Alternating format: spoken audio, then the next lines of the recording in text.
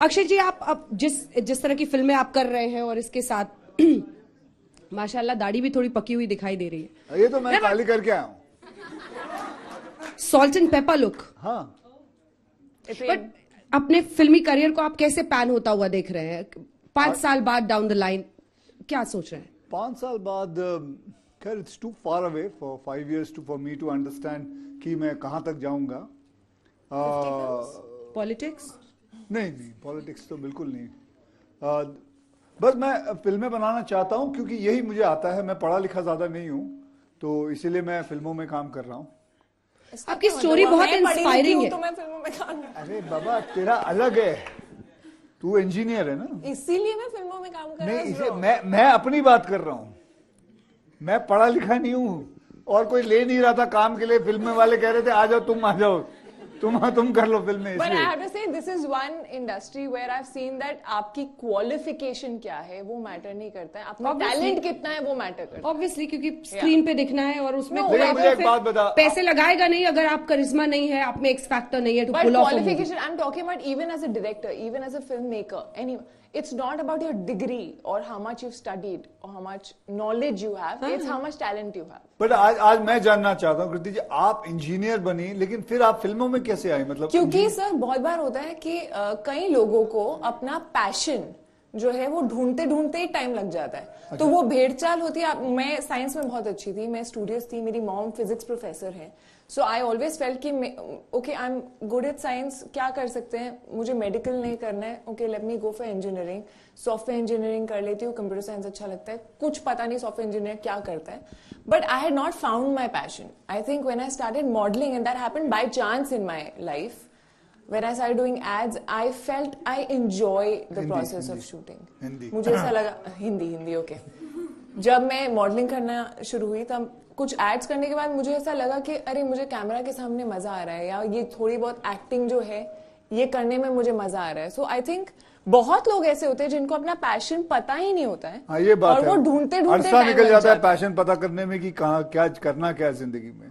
अंजना जी, आपको पहले से पता था? आपने? नहीं सर, मैंने तो बहुत सारे अलग अलग करियर्स में काम किया है। हाँ, मैं एनजीओ में काम करती थी, मैं एक कंपनी में एचआर में भी रह चुकी हूँ। बट मैं आप you are the subject today, so मैं कुछ मैं सवाल पूछ। हाँ पूछो, आप ही पूछो। आपकी स्टोरी बहुत इंस्पिरेशनल है 10 लाइन्स में, बिकॉज आप हम्बल हो के मैं तो ये नहीं, वो काम नहीं मिल रहा था तो ये कर लिया वो कर लिया।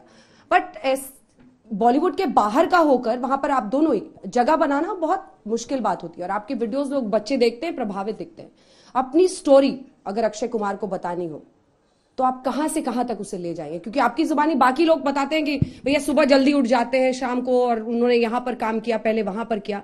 बट ये जर्नी कैसा था आपका, एंड व्हाट मोटिवेटेड यू? कैसे आपको लगा कि मैं बॉलीवुड में काम करूंगा और वहां पे आपने इतनी बड़ी जगह बना? नहीं, ऐसे ये एक इत्तेफाकी बात है कि मैं बॉलीवुड में आ गया, वरना मैं तो चला था मार्शल आर्ट कोई स्कूल खोलने, फिर या तो मैं सोचा था मैं मर्चेंट नेवी में चला जाऊंगा।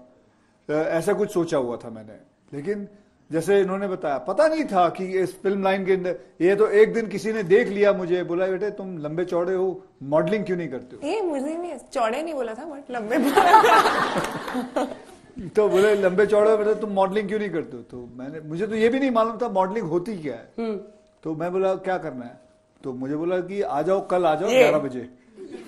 11 बजे आ जाओ। तो मैं 11 बजे पहुंच गया और वहां देखा, और मैं तब 5,000 रुपए कमाता था महीने में। और तो मॉडलिंग के लिए गया उधर, और उन्होंने किस साल की बात है ये? मैं बात कर रहा हूँ सन 1988। 5,000? हाँ, 1988। तो तभी मैं गया उधर, और उन्होंने मुझे बोला इधर बैठो। और फर्नीचर शोरूम का ऐसे ही फर्नीचर पड़े हुए थे, सोफे पड़े हुए थे, और मैं उसके साथ मतलब बैठा। तो एक मॉडल आई, लड़की आई, वो बैठी, फर्स्ट क्लास, वो भी खूबसूरत। मैं देख रहा हूँ, अच्छा भाई क्या करना है? बोले इधर कैमरा, वो एक कैमरा वाला आया, बोला इधर देखो उधर देखो। तब आप मिस्टर भाटिया थे? हाँ, मिस्टर भाटिया तो आज भी हूँ। मतलब द नेम? हाँ, नेम राजीव। अच्छा। उस वक्त राजीव था मैं। और फिर उसके बाद ये हो गया 1-1.5 घंटा यहाँ वहाँ देखा, और उसके बाद उन्होंने मेरे हाथ में 21,000 रुपए दे दिए। तो मैं बोला यार ये बढ़िया है। पूरे पूरे पूरे महीने काम करता हूँ, 5,000 मिलते, यहाँ पता नहीं एसी रूम में बिठा दिया इन्होंने और बोले यहाँ वहाँ देखो, और अच्छी खूबसूरत लड़की भी आई और बात यहाँ वहाँ करे, देखो। और ये बढ़िया काम है। ये बढ़िया काम। तो मैं बोला ये मॉडलिंग करते हैं। फिर वो सब कुछ बाकी चीजें भूल गया। मैं तभी कुंदन की ज्वेलरी भी बेचता था, ग्रीटिंग कार्ड भी बेचता था, ये सब चीजें फिर मैं भूल के ये चीज पे आ गया। फिर मैं मॉडलिंग करने लगा, फिर उसके अंदर फिर आहिस्ते आहिस्ते करते करते एक पहली फिल्म मिली, फिर उसके बाद दूसरी, फिर उसके बाद यहाँ तक पहुंच गए।